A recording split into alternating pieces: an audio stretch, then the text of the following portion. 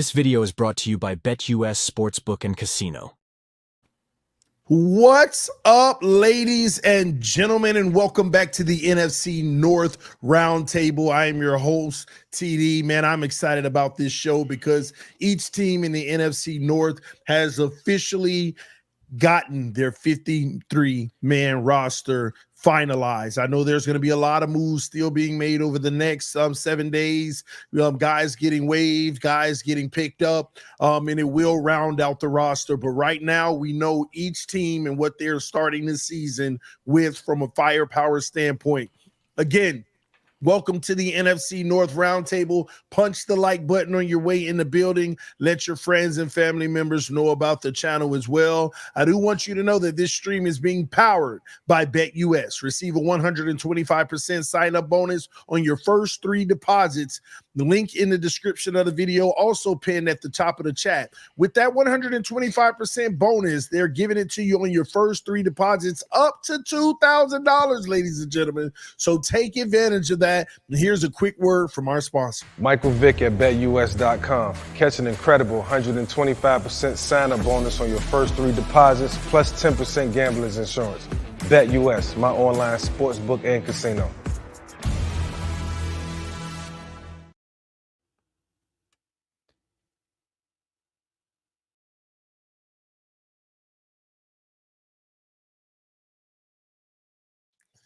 All right, just had to remind you of the bonus available to you all, okay?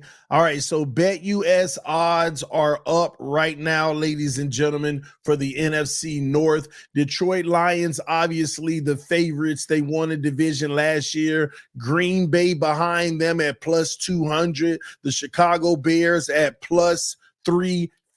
All right. The Minnesota Vikings plus 850. It's almost like Vegas doesn't feel like they have a shot at all. But the Bears aren't far off. This is very interesting to me. If you want to take advantage of one of these, make sure that you go to BetUS, ladies and gentlemen, where you can place your wagers right on the site. They also have the live betting casino, racebook, and so much more. Also, check out BetUS TV for all sports shows. All right. Thank you so much. Supporting our sponsors is supporting the channel. All right. Without further ado, let's go ahead and bring the crew in. Shout out to Bass, One Bar, Nick, and Dion. How y'all doing this evening?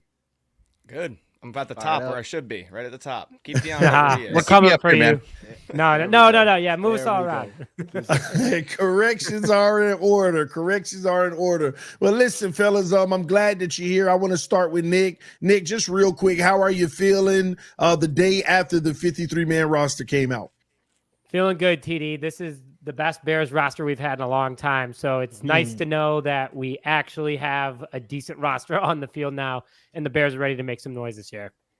Interesting. What about you, One Bar? I know a lot of the excitement has been taken out of the room in Minnesota with your quarterback being lost for the season. At least that's what many believe. Well, how do you feel right now with the current 53-man roster? First, I got to give Nick some crap because he hasn't been here in a while. If you're saying it's the best Bears roster in a while, it doesn't really much say much for you. But I am, like I said last week, I'm starting to drink the Bears Kool-Aid a little bit. I'm a little worried. No, everything's going good, man. It's good to be here. Like with the Vikings roster, no big surprises. Everything that we've kind of expected. There wasn't like this shocking cut, or we didn't put a claim in on anybody. It's kind of status quo. That plus 850. Very, very rude, but probably justified. So, you know what? Vikings are going into this season. A lot of question marks. We'll see what happens. All right. A lot of question marks. We shall see what happens. Bass over in Green Bay. Talk to me. How you feeling about what they're doing? There was a few surprises, which we'll get into, but overall, I'm very pleased with this roster. I think it's one of the strongest in the NFL, and I think that was kind of solidified by 3 of their players being claimed today, the most out of all the NFL, tied with the San Francisco 49ers. So that pretty much said they had 56 guys on this roster that could, potentially be on another roster in the NFL, a top 53 roster. So I'm very comfortable.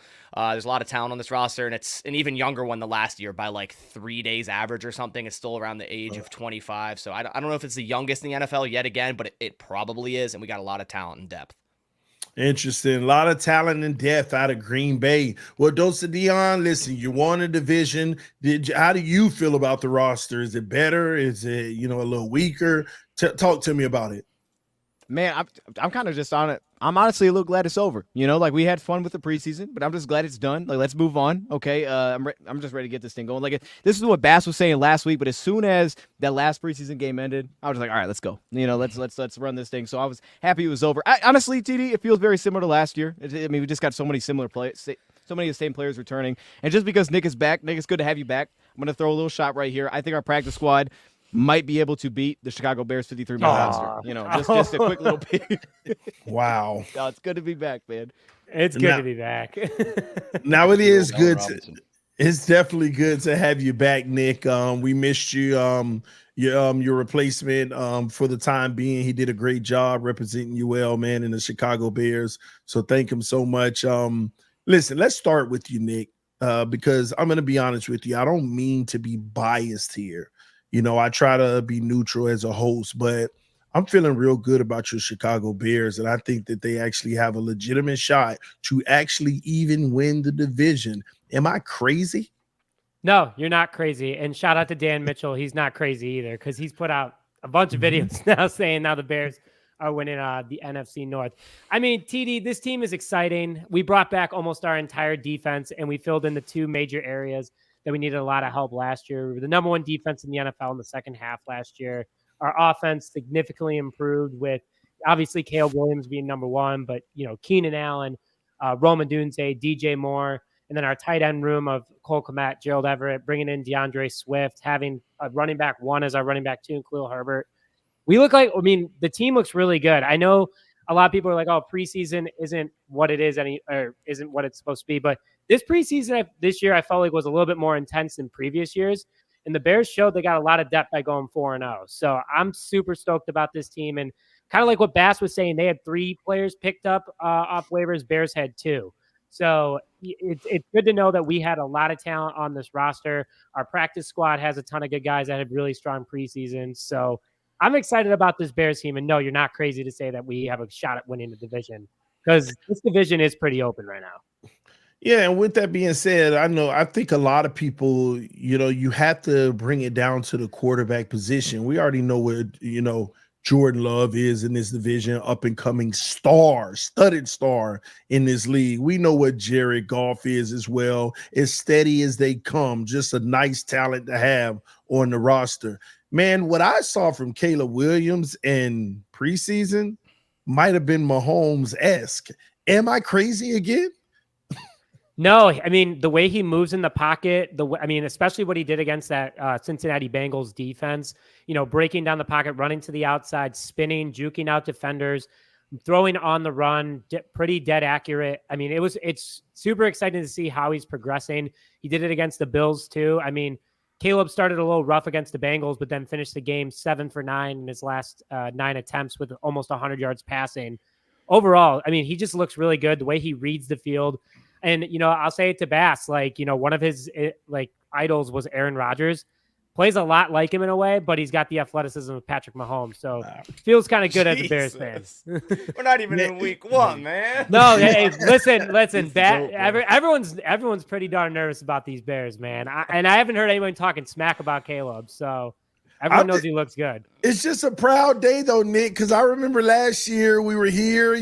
This was the first channel to actually start, on the Roundtable Sports as a branch out from AFC East. And it was a rough year for you. And you just see how bad it was. And you would traditionally think you're 2-3 years away, but they did a turnaround quick. I want to go to Bass real quick. Nick's been talking about, Caleb and stuff. What's your take on what he had to say? Look, man, you could say they did a turnaround, but week 1 isn't even here yet. So when you watch what the Packers did and went through a season of it after Aaron Rodgers and made the playoffs, look, once the Bears do that, then we could sit here and we could start saying, okay, the Bears made a quick rebuild. They made a turnaround. And we could start saying Caleb Williams could become, a great quarterback in the NFL or the best in the NFC North, but he's yet to play an actual NFL snap yet. I don't care that they went 4-0 in the preseason. Sorry, Dion, again, I'm going to do it again. The Lions went 4-0 when they went 0-16. I'm sorry. It doesn't matter. Preseason record does. The Ravens are did the Ravens lose? The They lost to the Packers. So before this year, the Ravens didn't even lose a preseason game for, what was it, like 6-7 years or something like that. It doesn't matter. It really doesn't matter. The talent's there. It definitely is there. But to then speak in the same breath and talk about Aaron Rodgers and Patrick Mahomes for a guy that hasn't played an NFL snap, I think that's crazy. I can't get behind He it. has played an NFL snap. I think you need to say a regular season snap because he's had now. That's what matters, though. So preseason means nothing. But he has gone against number one defenses, the number one defense in the Bills, who is pretty talented and ripped him apart in his first NFL game in the preseason. I hear what you're saying. Like, he definitely has to prove it in a regular season game. But we've all seen, the Roma Dunze multiple throws that he's had, the runs, how he reads the field. Like, the talent is there. If he can put that on the field, I can't wait to talk Week 10 when the Bears play the Packers, because that's going to be a very fun episode. 100% when that comes to the line. But at the same time, like, sure, you see the talent's there, the throws there, the things that he does. But, every team in the preseason is also putting a very vanilla install, whether that's defense or offense. Jeff Hafley said it himself for the Packers defense. He has yet to do anything he's going to do in the regular season. And I'm sure that's the same case for a lot of these defenses. They're going to come out there with vanilla packages. So, a quarterback should be able to dice up a vanilla cover too when it's clearly what's coming. That's my opinion on it. Like I said, I'm not trying to hate. But no, I know. I mean, like, you look at the Bears' defensive secondary. A lot of people are saying that could be the number one in the NFL, and Caleb's had to go against them every single day. And you even saw Dion logged off because he knows that this conversation is not going well for him. No, I like, it goes against practice. I don't want to make this just about Bass and I going back and forth about the Packers and the Bears, but I will say this is that practice is making him a lot better already. And you saw that from the second he put on the pads to now. I'm just excited about Caleb Williams because this is the best quarterback prospect we've seen pretty much ever in a Bears uniform since Sid Luckman in 1949. So things are going in the right direction. I'm excited about it. But when Week 10 comes around, hopefully we're having that conversation where we look back and go, all right, maybe Nick's not that crazy, or Nick is totally crazy. It's going to go one or two ways. So it'll be fun, Bass. Yeah. Well, one bar, it looks like Nick is getting a lot of pushback from Bass and maybe even Dion when he comes back. You let me know, one bar, because I think that, with your quarterback being out right now, it's easier to be, very neutral in this situation. Should Bass and Dion be concerned that Chicago Bears might end up having the best quarterback in the division? I feel like I'm going to be brought in as the voice of reason a lot this year because I'm going to be this poor beaten puppy dog at the bottom. You know what? I'm fine. You're going to be Nick. You're going to be last year's Nick. I'm going to here's my thought. I'm going to embrace the role. You guys can just pile on. Vikings are going to suck this year. McCarthy's out. And you know what? Vikings, if they end up surprising some teams, getting some wins, I'll drink it up. But for now, I'm just going to lay back. There's no reason for me to be cocky at this point. I'm going to play my role. So I will say, like the Bears, Caleb Williams, I know it's preseason. I get it. The dude looked good. I mean, he's living up to his hype so far. He's going to look like a rookie at times. He's going to look bad some games, but I think he's going to look really damn good as well. And I think the Bears, when it comes to the U3 teams, it's a coin flip. I know the Lions should be running the North, but the Packers will be in the mix, no doubt about it. But the Bears, their roster's too good not to make a push to be one of the top teams in the North. It's too good. And if it goes bad, I'm going to say this multiple times. If the Bears don't produce this year and they have losing records, they need to make the playoffs. If they don't, it's like Bears are Bears. I mean, like, Nick, this is your team. You guys have a very, very good team. You have a rookie quarterback you have to go through ups and downs on, but I think there'll be more ups and downs. And if I'm a Bears fan, I'm very excited about Caleb Williams. There's no doubt about it.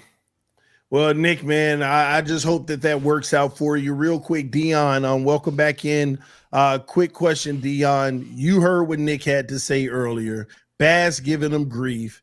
One bar pretty much giving the respect where it's due. Where do you fall on Caleb Williams right now? And should you be threatened that he could end up being the best quarterback in the division? Yeah, this is how I see it, TD. I saw in the chat, my man Jordy said this. What's the point of predicting if we're just going to say we got to see it first? You know what? I like that take. But here's my issue with that, TD, is that Nick put him third in the division, if I remember correctly. So, you know what I mean? It's just like I don't – and here's I think the best thing that came out of the preseason, to be honest, with Caleb Williams was there was a video clip. I don't know if y'all saw it, but it was like him scrambling for like 10 yards, and they cropped in like a voiceover of the commentator from college football, like going crazy. going crazy over the 10 yards. It was beautiful because that's what the noise has been like from the Chicago Bears side this offseason. I don't have an issue with it, man. If you think he's going to be the guy, he's going to be the guy. I think he's going to be really good. He won't be the best, you know what I mean? Because you know what I'm saying? That's why I changed the camera, TD. That way we could all see what's going on back here. But he'll be good. He'll be the second best, and that's why I got him second in the division. So he'll be better than Jordan Love. Yeah. Wow. Wait, I just want to also put out there, I never said that Caleb this year was going to be the best this year. You said he will by the end of the season. By the end of the season. Right now, you asked me at the beginning of the season, how do I rank the quarterbacks? So that's why I had him at third, Dion. But yes, Dion, I respect that you put him at second. Bass get him, man. This man said he's Aaron Rodgers and Patrick Mahomes if they had a baby. I don't know what that means. You know what I mean? I mean, it's as if he's not going to be the best. Come on, find Nick. out. We'll find out. I said we'll find out at the end of the year. Also, we asked that before he actually took a preseason snap. So now I'm allowed to change my opinion a little bit. Okay. So where's it at now? Oh, my bad. I'd put him at number 2. Ooh, well, who's one? But yeah. I think no. Hang on. I'm still gonna put Jordan Love at number 1. I'm gonna put Goff at 3. Yeah, turn off the camera, Dion. Dion, never seen just again. Hear me out. Never seen again. Just hear me out on this one. Is that Goff can't move like Williams in the pocket like he used to. Goff's getting older. Like he definitely is still a solid quarterback. Like we have a good division of quarterbacks minus what's going on over there in Minnesota, unfortunately.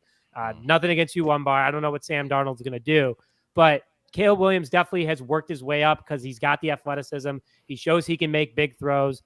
Bass, you're totally right that the defenses are a little bit easier, but he still is making these throws. So the ability is there. If he can come up to speed against these top defenses, and like I said, against a tough secondary in the Bears, hopefully things work out pretty darn well quickly for the Bears. So I'm still putting respect that Jordan Love's the number 1 guy. I just think Caleb Williams has more athleticism than Jared Goff right now. Dion, go ahead. I don't want to. I just say it just sounds like Justin Fields. That's it. Go ahead, Nick. You're good. Wow. Don't talk about Caleb Williams like that. I love Justin Fields, but don't talk about him like that. Well, real quick, because I'm trying to get some clarity here, because it looks like some things may have changed over the last 2 weeks since we did quarterback rankings. So, Nick, you're saying that you have Jordan Love first, Caleb Williams second at this moment, and Goff third. But I got to go back to Baz here. What's your order again? It was Love, Goff, Williams, and Darnold, and it still is that. All right, and Dion, your order? Mine was Goff, Williams, Love, Darnold. It's like a trifecta of disrespect to each other. Riding for your own guy. Dion also put the Packers wide receiver group last, so I mean it makes sense. I can't wait till Sam Darnold shows up and just lights us up. And in 3 weeks, all we're going to talk about is Sam Darnold this, Sam Darnold that. Look at this dude, man. He is lighting up the North, baby. He's throwing that thing to Jefferson all day long. That's my dream. Sam Darnold talk all year. Hopefully your wide receivers can stay out of trouble, though, One Bar. That's all I'm going to say to that. Because if you lose Jordan Jefferson, I don't know who he's going to toss to. Well, I did want to go to One Bar about the quarterback because I'm not trying to rain on your parade with the Sam Darnold situation. But based off of what I understand, he didn't have the best of camps. And when you look at teams like the Cleveland Browns, do you think that the Vikings would be better served with a guy like Jameis Winston or Huntley? No. I mean, Sam Darnold, you can say he didn't have a great camp, but he sounds like he played like Sam Darnold. So it is what it's expected. I mean, as of now, to bring in a Winston, bring in somebody like that, it's not going to make a difference. You might get more passing yards out of him. You're going to get a lot more interceptions. It's going to be gross. So they're all in on Sam Darnold for this year, and barring an injury, he's the man. Nick Mullins ain't coming in if Sam Darnold's playing bad. It's going to be the Sam Darnold show, and Vikings fans just got to sit back and hope that the guys around him, Hawkinson's only on the pup, so hopefully he comes back earlier. And with Jefferson, hopefully the guys around him can make him look decent. All right, just wondering. I'm over here trying to envision the Vikings in a better situation. It's hard to find one right now, but that's all good, man. We'll see how that ends up. All right, so ladies and gentlemen, we want to dive into the 53-man roster breakdowns, get each of these guys' opinions on how they feel about what their team has done, and then we're going to ask them for an official grade for their team's 53-man roster. We're going to start out with Nick on this. Tell us about the 53-man roster for the Chicago Bears and round it out with a grade for the team. Yeah, so the roster is greatly improved from last year. You kept the guys that you wanted to keep in, Jalen Johnson, Montez Sweat. You got young guys in Tyreek Stevenson, Kyler Gordon. You brought in an all-pro safety in Kevin Byard. You still have your linebackers who had over 230 tackles last year in Tremaine Edmonds and TJ Edwards. And then the defensive line got a lot more depth. DeMarcus Walker's healthy.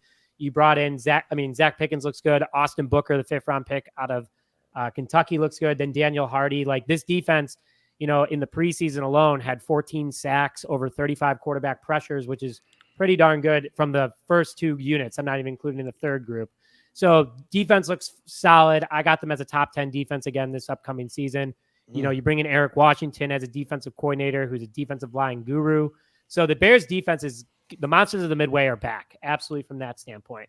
The offense definitely brought in a lot of weapons. You brought in Keenan Allen, brought in Gerald Everett, DeAndre Swift. You still had DJ Moore, drafted Roma Dunze. The offensive line, they upgraded center with Coleman Shelton. Nate Davis is finally healthy, the guy that we paid last year from Tennessee. So overall, the 53-man roster is, from a starting standpoint, is set. The depth, really solid. We have a ton of guys all over the roster that can definitely make a lot of noise. And coaching staff, we upgraded the coaching staff too. So overall, I'm giving the Bears roster a solid B+. I think that on the offensive line, we still need a long-term center. This year is definitely a rental. And if Nate Davis can stay healthy, that'll determine if it's an A- or B+. But this Bears roster is a lot better on paper than it's been recently, and I'm excited for this upcoming season. All right, what grade would you give the Bears right now if you were to grade their 53-man roster compared to the rest of the NFL? Like a A to F, or A to F. B+. B+. Okay, nice. All right, and last question for you, Nick, real quick before we move on to one bar. A lot of people have been asking this of the Chicago Bears. What is the likelihood that the coaching staff will screw this all up? I've seen that going around. I'm not worried about it. Eric Washington, he has defensive coordinator experience. Shane Waldron's at offensive coordinator experience. Matt Eberflus has built a really good culture for the Chicago Bears. He's been here through 3-14 and 7-10, given nothing as a roster and built them to mostly what they are today. I'm really feeling good about the coaching staff. They're not going to be the problem. It really falls on the offensive line for this team. Man, Nick, a lot of people don't like the Bears. It tells me they may be threatened. We got Patrick who said the Bears still suck. Go, Pack, go.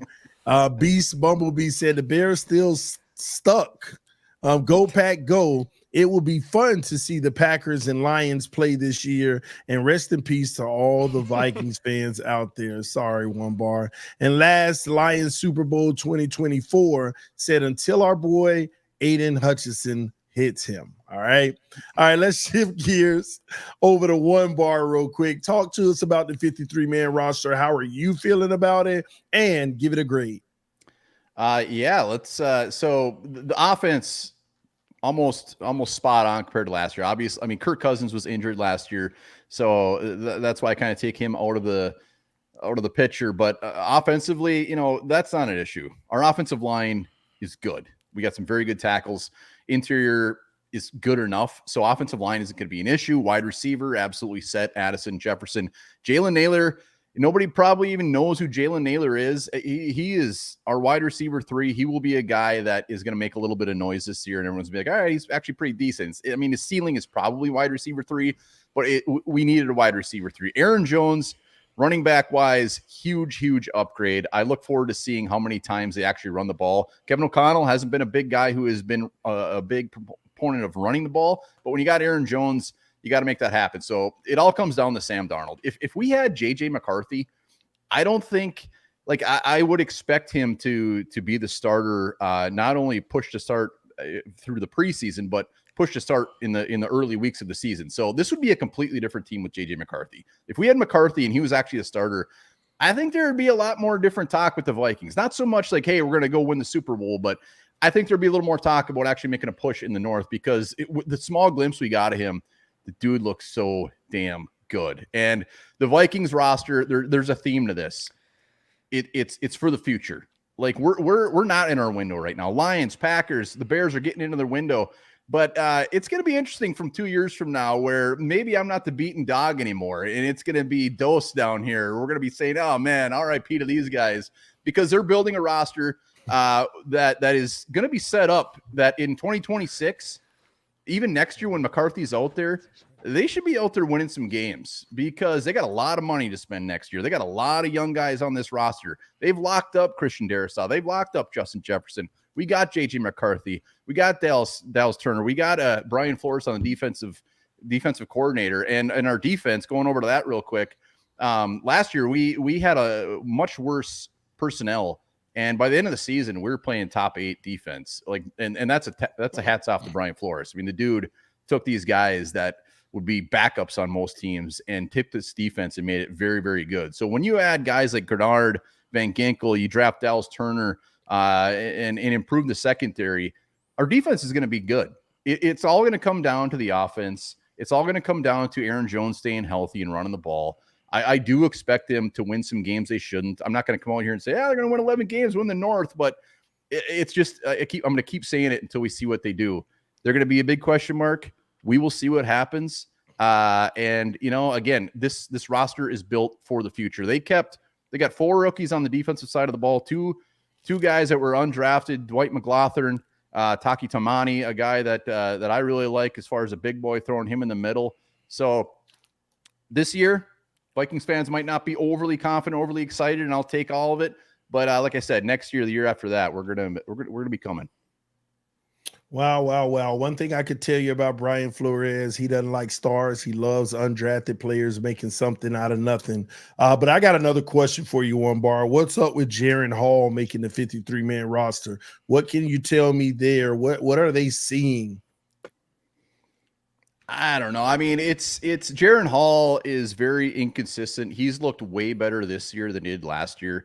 The fact when they threw him out there last year in some regular season games, he looked so bad. I mean, that Packers game, he was yanked by the first half. It was brutal. Baz was probably having a blast watching that. But he just looked like a different player this year. I mean, he's still the third stringer. Nick Mullins is the backup. I think their long-term thought with him is a potential backup to J.J. McCarthy down the road. I mean, that's a ceiling. He was after his last 2 performances in the preseason, he looked like more of a lock. Dude's going to make the 53.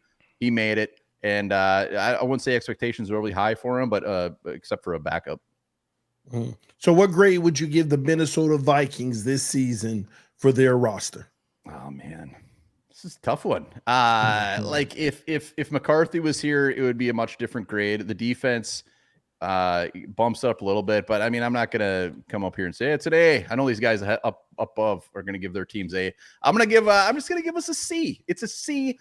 And really, you know what? I'm going to say C plus because I'm grading the roster based off of their thought behind it as far as the future.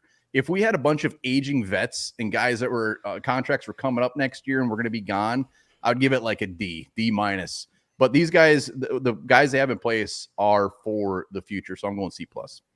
All right, C plus for the Minnesota Vikings. Ladies and gentlemen, we have over 150 people watching right now. Make sure that you punch that like button in support of the NFC North Roundtable. Hitting that like button is supporting our host here at Roundtable Sports. Thank you to those who have donated to the channel. It definitely goes a long way in the success of the channel. Let's keep it moving, guys. I want to go to Green Bay now. All right. Bass, talk to me. 53-man roster is set. I'm hearing a lot of talent was released by the Packers. Did you guys have that much talent coming into camp? Talk to me about the 53-man roster and what you graded. Well, I'll start with that, TD. You should know, being a Dolphins fan, you guys signed Grant DuBose today, yeah. And I think he should be your 5th receiver because you only kept 4 on the roster. So, yeah. We had 3 players that got claimed by other teams.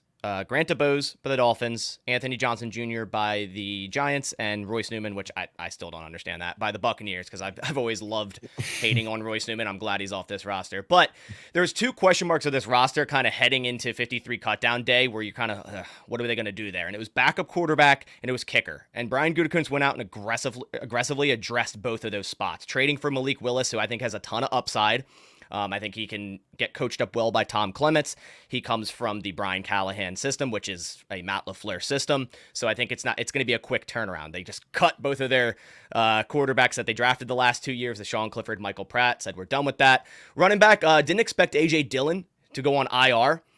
So he's done for the year. He had a neck stinger. The same injury he had late last season. And Gutekunst pretty much said, hey, like if it's head or neck injury, like we're not messing around with that. And we're going to put you on IR. So probably the last snap you will ever see. A.J. Dillon in Green Bay, probably gone after this. Could even retire, honestly. Seems like it's that serious. But as terms of the wide receiver room, man, I love this wide receiver room, and it makes sense why they had so much talent that Grant DeBose not only went to the Dolphins, the Bears also signed Samori Toure to their practice squad, which is like our 8th guy, right? We had 6 make it, and all 6 of these guys would have been making other 53-man rosters as well. There's such a talented wide receiver room. Tight end, Luke Musgrave, Tucker Kraft. Offensive line is a little bit of a depth issue in my opinion from last year. Like last year we kind of had some certified depth on that offensive line. This year it's a little bit more of a question mark, right? We haven't seen Jordan Morgan yet in a live setting in terms of like a preseason game. We've seen him somewhat in camp and he was kind of taking over that right guard spot, then hurt himself. Now Sean Ryan is going to be probably our starting right guard for week 1. Andre Dillard, kind of our backup swing tackle, had an excellent preseason, surprisingly. We got Jacob Monk down there. Defensive lineman, keeping 6 was a surprise here. I always thought they'd keep 5 with Brenton Cox Jr., but they also kept Aaron Mosby, who had a terrific final preseason game, a sack fumble, and also an interception. They're loaded up on this defensive line. I mean, they also added a couple guys into their practice squad. They have like 11 total defensive linemen on this initial 53-man roster, so I think they're going to do a lot of rotating there, switching to a 4-3. Inside linebackers, a very young group. They decided to not keep Christian Welch, who had a wonderful preseason, but they have 5 other guys that are super young and talented. Quay Walker, Isaiah McDuffie, Eric Wilson, Edgerrin Cooper, Tyron Hopper. Cornerback, I think the depth can be questioned a little bit, and the nickel corner spot in Keyshawn Nixon, because he didn't really have a solid year last year. Jair, not a solid year, but was hurt a lot of it. Eric Stokes coming back from injury. So I think there's a lot of like question marks there as well, but Carrington Valentine can step up if needed. So can Corey Ballantyne. We got Kalen King back on the practice squad. And then the other shock was, as I said earlier, releasing Anthony Johnson Jr. at safety. But that just shows how much depth and how much, starting quality talent they have in that safety room. Adding a Xavier McKinney this offseason, drafting Javon Bullard, Evan Williams, Katana Ladapo. Javon Bullard, Evan Williams have shown starter potential this offseason through this preseason. And those guys are going to be rotated in with starters next to Xavier McKinney. Katana Ladapo kind of late to the scene with his injury. And like I said, they addressed kicker as well. Signing Braden Narvison today. He was the backup kicker on the Titans. Was never going to make it because Nick Folk there. And he was probably the most impressive kicker in preseason. He went 6 for 7, including making a 59-yarder, 2 for 2 on extra points. And looking at his stats, and I know it's a little different in college football, the guy has never missed an extra point in all of college football and NFL. I think it's like 198 total attempts. And I believe someone commented on my video that he went 54, 56 in high school. So the guy's literally only missed 2 extra points in his entire football career in terms of high school and up, which is great because our kicker last year, Anders, was the worst in terms of extra points and arguably one of the worst kickers in the NFL. So, I mean, it's a really solid roster here. Being around the age of 25 years old average, I think, speaks volume. They were the youngest roster last year, and again, probably one of, if not the youngest rosters, but yet still had players claimed to other teams. That just shows for the amount of talent that's on this roster and how Brian Gutekunst has really been able to craft this out and build around his stars like Jordan Love. In terms of grade, I'm going to go A. I just think it's one of the top rosters in the NFL. I think they're going to be one of the top teams in the NFL and going to be competing for a Super Bowl this year. Man, would you put your roster as the best in the division right now? Yeah, I mean, I have my record as the best in the division in terms of record predictions. That would then say that, yeah, they have the best roster. Yeah. Very interesting, man. I am hearing nothing but good things coming out of Green Bay. Can you elaborate a little bit more on the vision from Malik? I'm about to say Washington. I don't know why. Malik Willis. Yeah. It makes sense here, right? Like drafted in the 3rd round out of Liberty. I think we could all sit here and agree he kind of got overdrafted. Like, everyone didn't really some people thought he was going to go in the 2nd round. I never thought so. And then when he went in the 3rd round, I was like, that seems a little too high. But at the same time, he has his issues. He's definitely raw talent, but you could see that talent. And he kind of got thrown on the back burner in Tennessee, right? Like he got thrown into a team that was never going to win anyways, went 1-2, didn't play well. And then they drafted Will Levis, and it was pretty much like, okay, Malik Willis, you're gone at this point. So I like the upside here. you never want him to play over Jordan Love, but if there's one team that can coach up a quarterback that has raw talent like a Jordan Love coming from a smaller college program, it's the Green Bay Packers and Tom Clements. So I love them trading for a guy like that. I was never intrigued with Sean Clifford. The guy should have went undrafted. Michael Pratt this year was impressive, but supposedly he was not like a good locker room guy. At least that's the rumor. And he wasn't picking up the playbook well. So they just said, hey, see you to the both of them. They did bring Clifford back to the practice squad due to his experience, but I'm all for Malik Willis being quarterback number 2. I love that. He also had 101 rushing yards in this preseason. So kind of a dual threat there as well. It's very intriguing. Interesting. Well, there you have it, ladies and gentlemen, with the Green Bay Packers. You gave them an A. All right. Interesting. All right, Dion, you won the division last year. Bears say they're going to get it. Green Bay say they're going to get it. Minnesota just hanging around.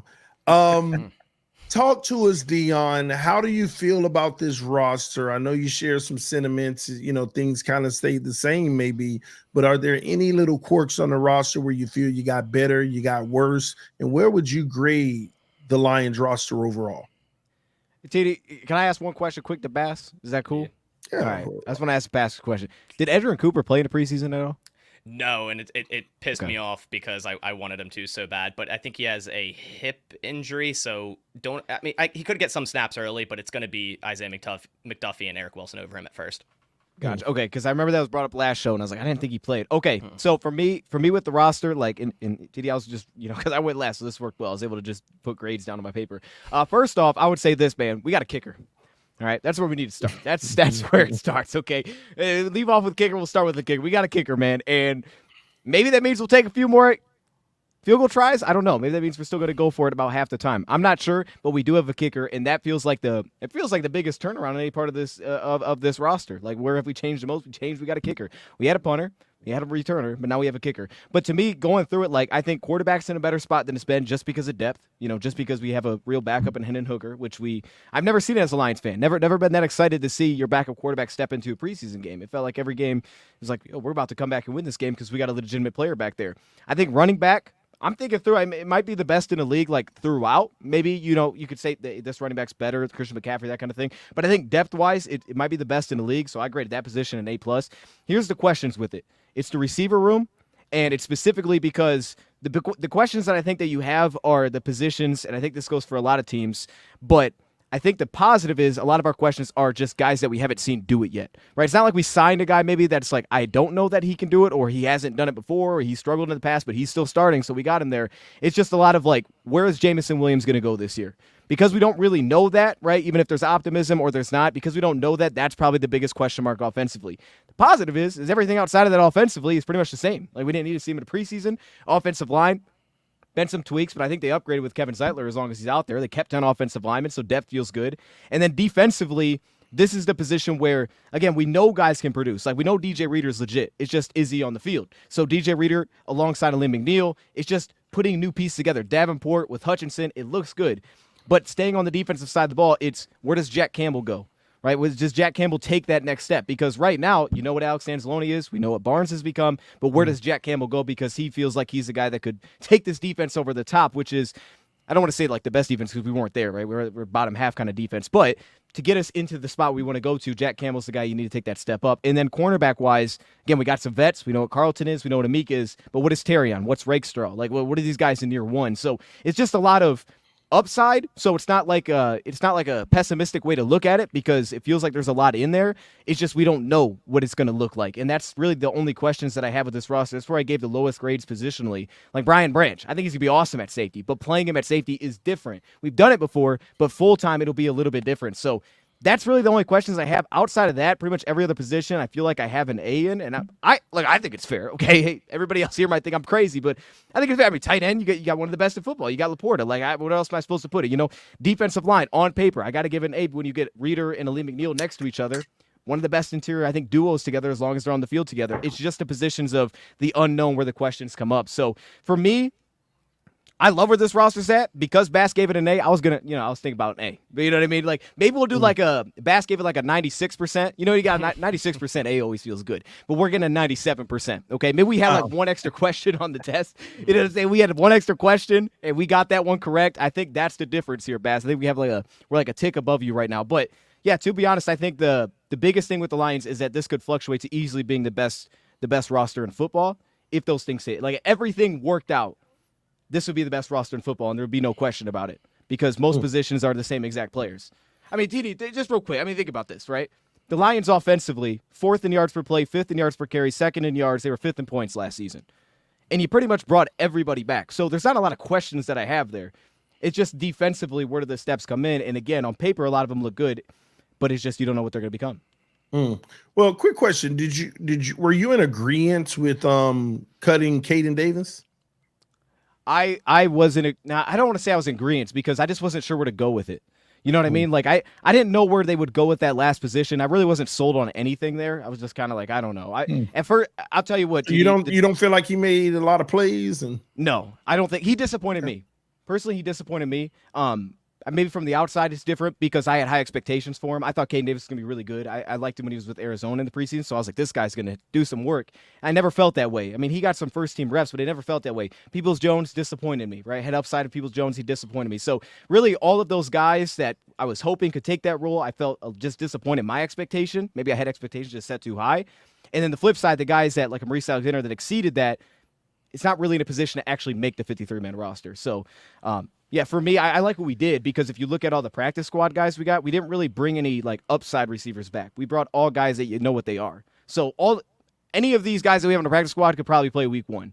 That's just kind of where we're at right now. It's like we just got proven players. We didn't go after like year 2. What could it become? It's all guys that are going to help you right now. That's the vision, I think, with that. So you feel good about the acquisition of Donovan Peoples-Jones? Getting it back on the practice squad feels good. Look, you think they'll move him up? No.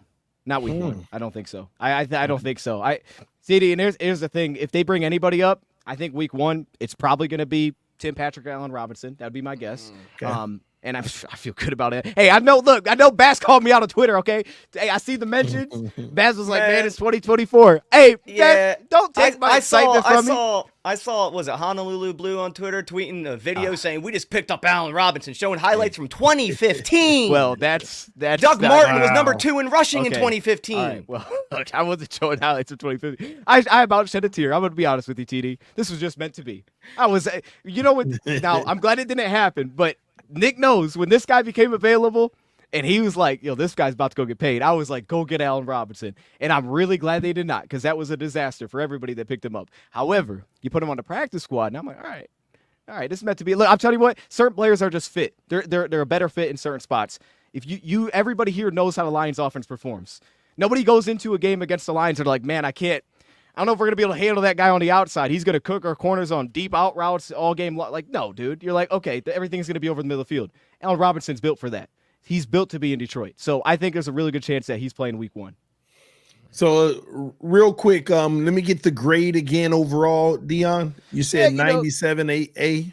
Yeah, we'll go with the 97% A. I think Bass said that he put it at a 96. Actually, you know what? Let's just bump it up. Let's just be safe. Let's not even do it because if you guys put a graphic, you're going to put 2 A's and it's be like, oh, they're the same. No, A+. We'll go A+, Steve. let's make this clear. This is the best roster in football. I don't even know what we're talking about, to be honest. I mean, we put the topic together, but everybody knows what time it is. Best roster in football? Titty, I mean, I would love for anybody on here to tell me the weakness. And then we can go from there. I get it, but there's other teams that the moon. I didn't count. Okay, 97%. Let's go to 97%. Jared Goff's small hands. Maybe he's not the athlete anymore. Maybe the Packers roster, well-rounded. Maybe the Jets roster, the Browns roster, the Bears roster. Man, I'm not gonna lie. I'm actually excited to see NFC North football this year because I really think the Bears are gonna add a crazy element to this. Green Bay might pick up where they left off. And I'm sorry, Dion, word on the street, everybody is counting the Lions out to be the ones that fall a little bit. May not be much, but a little bit. So I'm just curious.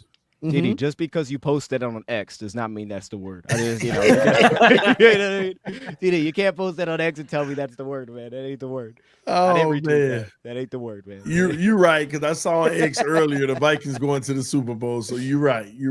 Okay. You got me there. All right. So one last question, guys, before we get out of here on this one. 49ers look like they may be we all may be witnessing a little bit of dent in the armor with the Trent Williams situation and the Brandon Ayuk situation.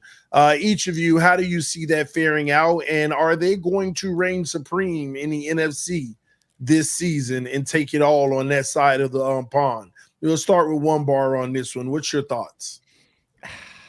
Man, I don't know. If I'm a 49er fan, I'm not overly excited about what's going on. I mean, there's some big boy names getting thrown around.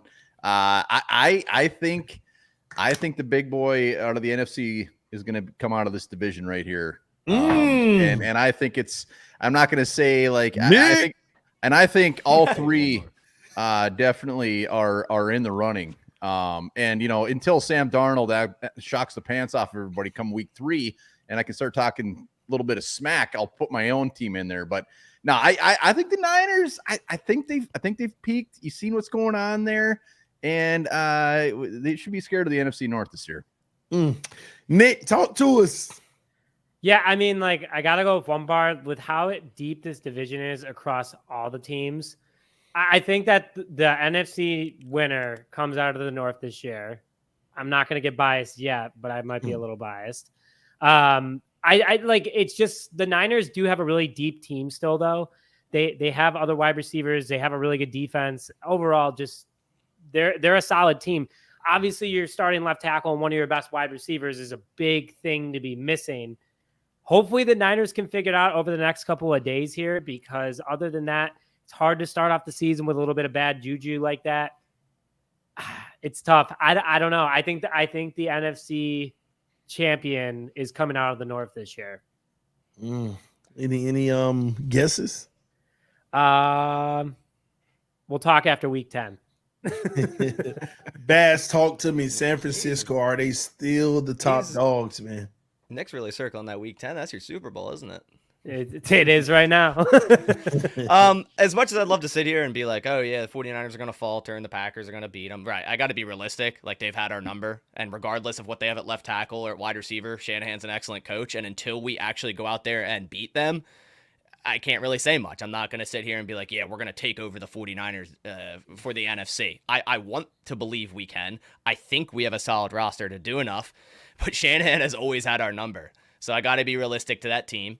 We'll start to see what happens. We play them in the regular season yet again, but it only matters when you're in the playoffs. And as of late, they've had our number. So, I can't for sure say that the Packers are going to overtake the 49ers this year. I'd love to believe it, but that's what I think on it. Interesting. Dion, I don't mean to bring you, PTSD or anything, but the 49ers, man, how do you feel about them this year? I mean, will they reign supreme?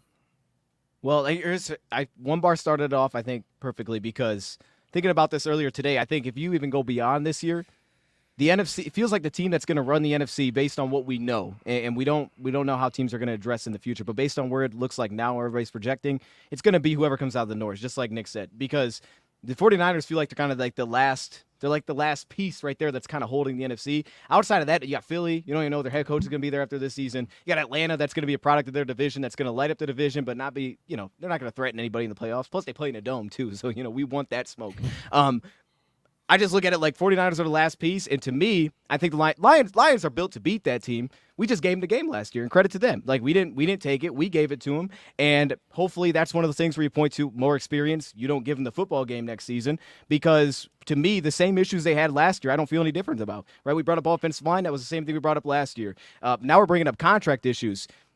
I bring up their ability to stop the run. I don't think that was really addressed from them. I don't think they did much to really fix that issue. I don't think they fixed any of the issues that were glaring with them last year, and I thought the Lions matched up well with them last year. So speaking from a Lions perspective, I think we match up with them, but I think other teams in the league can look at that and say, like, yeah, they're kind of the same exact team. They have the same faults as last year, and it's going to take a team that has the personnel to beat that and the coaching to be able to lean into it and beat that, but there are teams capable in the NFC, and I think we're one of them. You think you're one of them, but will you get over the hump? Well, I just look at it like this. I don't think the Niners are going to be there. You know what I mean? I say I think we're going to be one of them because the Niners won't be there. They won't have the opportunity. You know what I'm saying? Look, Niners missed their opportunity. That's just the way that I look at it. I think they missed their opportunity. I think Atlanta may shock and get to the NFC Championship game just because of their path to get there. They might get a bye week. And yeah, that's kind of how I see it. I think the Niners could look. I don't trust the Niners at all. I don't trust Brock Purdy after this preseason. That's been a disaster for whatever reason. I don't even know why Brock Purdy's playing, to be honest with you. Like I'm a Niners fan. Why do I have Brock Purdy out there without his guys? Like, why would I put him out there? Because you don't trust him. That's what it makes it feel like to me. You don't trust the guy. You want to see what he is. He's got things to prove. I want to have him out there with backups. Like, who does that? It's like throwing Jared Goff out there with his backups. Like, hey, let's see what it looks like. You know what Jared Goff is. You protect that guy. They don't trust Brock Purdy, so I'm not going to trust him either.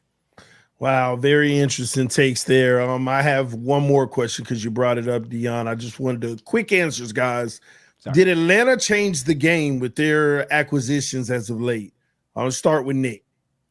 That's Ryan Pace's team, currently former Chicago Bears general manager. I think that he definitely did what they did in 2018, put together a super solid team that it's win now or you mess up the rest of the roster for the next 6 years. So I think Atlanta is going to make some noise this year, but it's either they do it this year or they're in big trouble for the next couple of years. Bass? Yeah, I think they have a solid roster. I mean, to me, they definitely win the South. I'll leave it at that. I feel like the acquisitions were good enough. The draft was a little bit weird, but you kind of understand it. And then the trading for Judon kind of makes sense for them. And I agree with Nick. It's kind of like you have a small window here with Kirk Cousins, but it's a good roster. Nice. One bar. Talk to me. Kirk Cousins has had some fantastic rosters with the Vikings, and he could never get over the hump. So they do have a very good team. I don't think they go that far in the playoffs. They will make the playoffs. One and done. One and done. Dion? I like what One Bar said. Like, that's a team that's built to win that division because of the weapons they have. They can put up a ton of points there. But their issues come on the defensive side of the ball. They're not, to me, built to hoist a trophy right now. But they're hoist to get a lot of fans excited because they're going to go win that division. Wow. Interesting times in the NFC, ladies and gentlemen. The NFC North just gave you their 53-man roster thoughts. You got the grades around the board. I think Dion was a close A+, just whatever's slightly above Bass's A. And then Nick gave it was it a B-, Nick? B+. B+. Sorry, don't make me get you wrong. And One Bar, remind us again what you gave the team. A strong C+. Strong. I thought I heard a C before. I bumped it up to a C+. Okay. I gotta feel good about myself at some point this season. I'm C+. Man, someone recently said, One Bar, it sounds like you're still mad at Kirk Cousins, man. You okay? No, I'm not mad. I love Kirk Cousins. I love Kirk Cousins. I just know who Kirk Cousins is. And you know what? We'll see. Confidence is low when you get in the playoffs. All right, ladies and gentlemen, thank you so much for tuning into the NFC North Roundtable. We will be back in a couple of days giving you our rankings for each team in the division for this season, okay? We will be ranking the teams and giving you record predictions. So make sure you turn on the notifications. If you're new to the NFC North Roundtable, subscribe to the channel and punch the like button on your way out of the building. We'll see you all at the end of the week. We love you all. Until next time, we are out. Peace. Roundtable Sports Network brings you NFL divisional debate coverage on a weekly basis from your favorite content creators across YouTube, featuring the AFC East Roundtable live Monday and Wednesday evenings, the AFC South Roundtable live Tuesdays at 7 p.m. EST, the NFC South Roundtable live Tuesdays at 7 p.m. EST, the NFC West Roundtable live Tuesdays at 9 p.m. EST, the AFC West Roundtable live Tuesdays at 9 p.m. EST, the NFC North Roundtable live Wednesdays at 6 p.m. EST, the AFC North Roundtable live Wednesdays at 6 p.m. EST, the NFC East Roundtable live Thursdays at 6 p.m. EST. Roundtable Sports, real coverage from real fans.